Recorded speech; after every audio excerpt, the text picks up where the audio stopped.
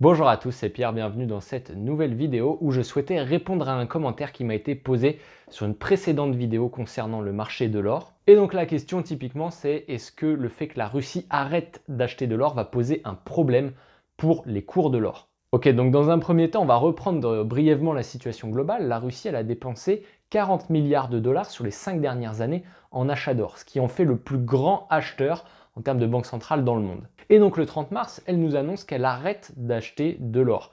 Sur le communiqué officiel de la Banque centrale de Russie, ils annoncent qu'en fait, c'est par rapport à des conditions de marché et qu'il y aurait d'autres annonces qui seraient faites concernant ces achats d'or plus tard, au fur et à mesure que ces conditions de marché évoluent. Alors c'est évidemment très vague puisque on ne sait pas trop ce qu'ils entendent par conditions de marché. Est-ce que ça veut dire que l'or est aujourd'hui trop cher à leur goût?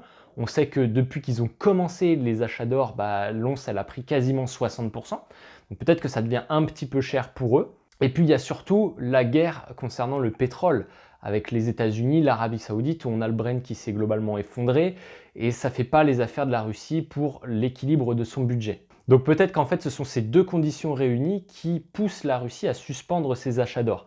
D'un côté, le baril, elle le vend beaucoup moins cher, la marge est nettement inférieure à ce qu'elle faisait avant, donc elle a moins d'argent disponible pour le budget de l'État. Et puis d'un autre côté, l'once d'or a quand même pas mal progressé ces derniers temps. Ça coûte plus cher aujourd'hui d'acheter une once d'or qu'il y a 5 ans quand ils ont commencé leur programme. Alors est-ce que c'est un danger pour les cours de l'or? À mon sens, non. Pourquoi? Parce que la Russie, certes, c'est le plus gros acheteur sur les 5 dernières années, donc c'est pas quelque chose de très positif en soi qu'elle s'arrête d'acheter et ça va pas aller dans le sens de la hausse de l'or évidemment. Pour autant, on a d'autres acteurs qui interviennent aujourd'hui sur le marché qui intervenaient nettement moins il y a 5 ans. Typiquement, on a les banques centrales de Turquie, de Pologne qui sont très en soutien des achats d'or et ça c'est quand même assez nouveau. Et puis on a aussi de plus en plus d'acteurs de la finance globalement, même en dehors des banques centrales, même si les banques centrales restent évidemment les premières acheteuses d'or dans le monde, mais on a aussi d'autres intervenants qui s'intéressent actuellement à l'or par rapport à la situation globale des marchés financiers, aux risques que l'on a concernant l'inflation, aux risques que l'on a par rapport au risque de défaut.